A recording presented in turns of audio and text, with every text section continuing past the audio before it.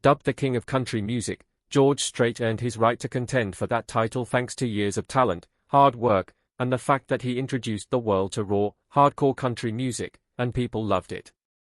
He has the record of being the 12th best-selling album recording artist in the US, selling over 70 million records across the country and more than 120 million records worldwide. This makes him one of the best-selling music artists of all time. It is no wonder he is now an iconic figure in country music for decades. But despite his career success, Strait has had to deal with some challenges in his personal life and family. Some of those challenges are revealed in the devastating details about his son. Let's take a look at the life of George Strait and the shocking truth about his son's life. George Strait was born on May 18, 1952, in Poteet, Texas. He grew up in a small town called Pistol, which was in southern Texas. His dad, John Strait, was a math teacher at a middle school and also ran a 2,000-acre ranch that had been in the family for a long time. When George was younger, his parents separated when he was in elementary school. He and his brother, Buddy, were raised by their dad, and from a young age, they helped out with ranch work. The two boys spent quite a lot of time on the ranch, learning the values of the rural West. It was at Pistol High, George's high school, that he began his music journey. He was in a rock band called the Stoics, and according to George, they were all about the Beatles. The Beatles were big. I listened to them a lot and that whole bunch of groups that were popular then. George also played in a few other rock bands during high school, despite not being the best at playing the guitar. Country music wasn't even a big part of his music at the time. After going to Southwest Texas State University for a year, George married his high school sweetheart, Norma, in a secret wedding. Then he joined the U.S. Army in 1971. While he was in Hawaii, he practiced playing the guitar and singing, and he started to like country music from artists like Hank Williams, George Jones, Merle Haggard, and especially Bob Wills, who was known for Western swing music. In 1973, while he was still in the military, he joined his first country music band at the Army base. After George finished his time in the Army in 1975, he went back to Southwest Texas State University and got a degree in agriculture.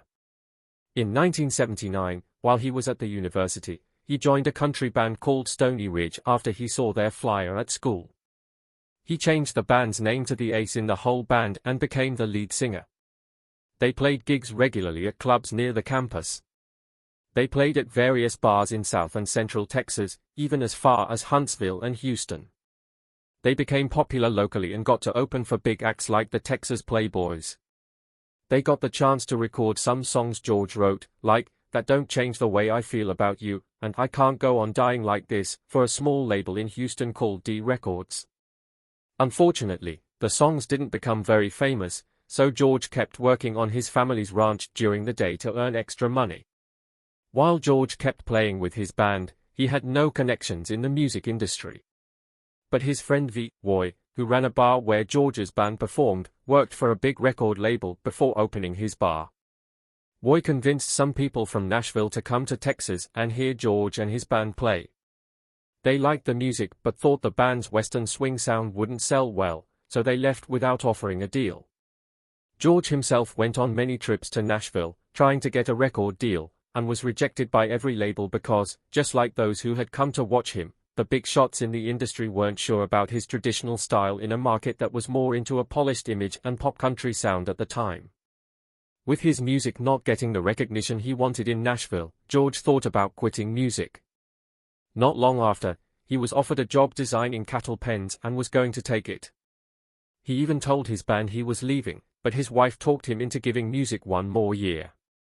Soon after, a major label, MCA, signed George to a record contract in February 1981. The terms of the contract were that they would start with just one song, and if the song did well, they would think about making an album and offering him a longer contract. After George released his song, Unwound, in 1981, it became popular and reached number 6 on the Hot Country Songs chart in Billboard magazine. This success led MCA to offer him a longer contract, marking the start of his career as a professional musician. This opened the door to a successful music career, and his Ace in the Hole band stuck with him. Backing him up as he started his solo career. Over the next 10 years, George released more than 12 albums, each of which sold over 1 million copies. Right after his first honky-tonk album, Straight Country, in 1981, he came out with Straight from the Heart in 1982, which had his first #1 country hit, Full-Hearted Memory. Critics really liked the album Straight Country because it was different from the popular pop-style country music at the time. Following that, George had 17 #1 hits, with 5 in a row from 1983 to 1984 from albums like Right or Wrong and Does Fort Worth Ever Cross Your Mind. Also, George started performing at the Houston Livestock Show and Rodeo in 1983 when Eddie Rabbitt got sick. He's been performing there regularly ever since, with over 20 shows and more than 1 million fans attending. In 1985, he won the CMA Award for Best Male Vocalist and put out his first Greatest Hits album that same year. His album Something Special hit #1 and included the hit The Chair. George won the CMA Vocalist of the Year again in 1986 and released his fourth #1 album. But while everything was going right with his career, 1986 turned out to be a terrible year for George and his wife, Norma. The couple already had 2 kids. Their first child, Jennifer, was born on October 6, 1972, and their son George Harvey Strait Jr., known as Bubba, was born in 1981. However, tragedy struck the family when their 13-year-old daughter Jennifer died in a car accident in 1986. She was a passenger in a car driven by Gregory Wilson Allen, 18, from Staples, Texas.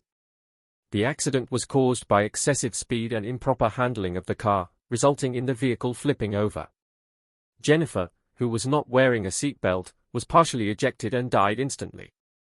Following this heartbreaking event, George limited his interactions with the media, refraining from interviews and choosing not to discuss Jennifer's passing for a year after the tragedy. Getting publicity by chatting up the press meant little to him. He explained the situation, saying, "I got even more private after I lost my daughter. That's when I really shut things down. I didn't feel like talking to anybody that wasn't really close to me. I had the attitude that nothing worse could probably happen, and so this is the way I'm going to do things." To deal with this tragedy, George couldn't let his deep sorrow stop him from performing. He kept making music and had 11 songs that reached #1 in a row. These songs started with Nobody in His Right Mind Would Have Left Her in 1986 and ended with Ace in the Hole in 1989. All these songs were part of albums that reached #1 on the country music charts. His album Oceanfront Property was the first country album ever to start at #1 on the charts. George finished the 80s by winning the CMA Entertainer of the Year award in 1989 and won it again the following year. He started the 90s by releasing his 10th album Living It Up in 1990.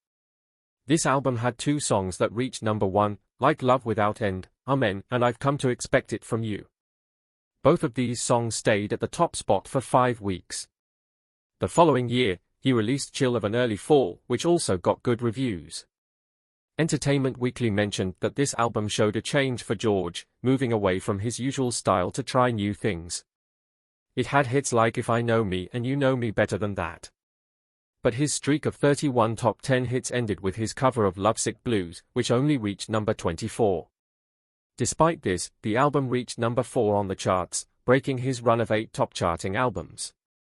Then in 1992, Holding My Own was released.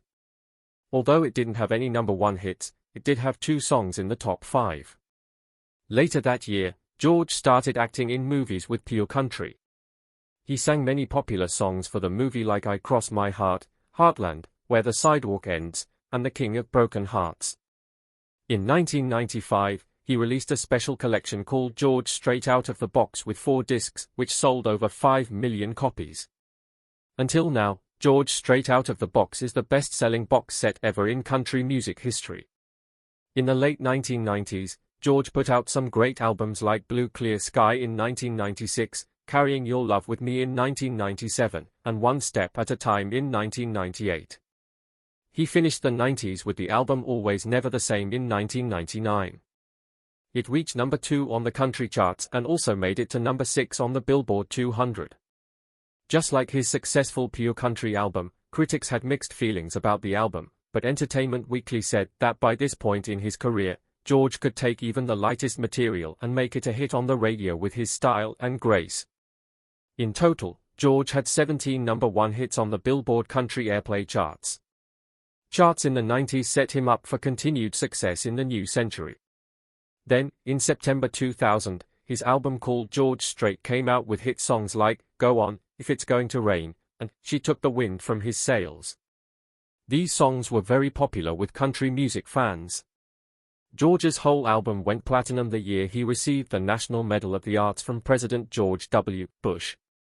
By 2005, his Somewhere Down in Texas album was so popular that a song from it, Good News Bad News, which featured Lean Wacken, won the CMA Award for Musical Event of the Year. A year later, in October, George celebrated his 30th year in the music world by releasing a new album called It Just Comes Natural. The album included 15 new songs, 2 of which were co-written by George's close friend and songwriter Dean Dillon. Critics gave the album positive reviews. USA Today praised George for consistently delivering high-quality music effortlessly. Another review stated, "If ever there was a natural in country music, it's George Strait." In 2007, George's song, Rap, became a hit, reaching the #1 spot on the media-based 247 country music charts. This achievement marked George's 55th #1 single. Between January and April of that same year, he performed as the main act in a 23-show arena tour. During this tour, he shared the stage with country music icon Ronnie Milsap and rising star Taylor Swift. Clearly, George was still a big name in music. A year later, he released Trader, which went straight to the top of the country album charts. The first song from the album, I Saw God Today, also reached #1 on the country charts. George won 2 CMA awards this year, one for Album of the Year and the other for Single of the Year. In 2009, he got a Grammy Award for Troubadour and was given the Artist of the Decade Award by the Academy of Country Music. In September 2012, George announced that his Cowboy Rides Away tour, coinciding with the release of his album Love Is Everything in May 2013, would be his last. When his single, Give It All We Got Tonight, reached #1 in 2013, he had gathered 60 #1 hits. With this feat, he beat Conway Twitty's record for the most #1 hits on Billboard's Hot Country Songs chart, surpassing Twitty's 40. With his record of 60, George now held the record for the most #1 songs on all charts by any artist in any music genre. However, he wasn't only famous for his many #1 songs. George was also well known for his unique tours, which included a 360-degree setup and festival-styled arrangements. In late 2013, during the tour, he won the Country Music Association's Entertainer of the Year award for the 3rd time in his career. On January 9, 2014, he started the second part of his tour. The tour included performances by Jason Aldean, Miranda Lambert, Little Big Town, Tim McGraw, and many others. All these artists came together for the tour's final show in Arlington, Texas, on June 7, in front of a crowd of 104,792 fans. This was his last concert for the Cowboy Rides Away tour at AT&T Stadium, and it set a new record for being the largest indoor concert in North America in 3 decades, beating the attendance of the Rolling Stones concert in 1981 at the New Orleans Superdome. The concert also broke the record for the highest earnings at a single country concert, bringing in $18 million. In 2024, George made history on June 15 by having the most fans ever at a U.S. concert for a solo performance. He achieved this at Kyle Field at Texas A&M University in College Station, Texas, with a massive crowd of 110,000 fans. This beat the previous record held by the Grateful Dead, who had 17,000 fans at their 1977 show in New Jersey. The event also set a new attendance record at Texas A&M's Kyle Field, surpassing the previous record set during a Texas A&M football game against Ole Miss on October 11, 2014, with 11,633 fans. One thing that fascinated fans about George was the fact that he wasn't just a cowboy in his songs, he lived the cowboy life for real. Many already knew he was born and raised on his father's ranch, but some didn't realize that he spent a lot of time on his own ranch in South Texas, riding horses, raising cattle, and competing in team roping at rodeos. His ranching and team roping were a big part of his life outside of music. He raised steers specifically for the George Strait Team Roping Classic, a big team roping event he started with his brother Buddy over 2 decades ago. It had been noted that the singer raised horses and cattle because he loved it, not as a commercial venture.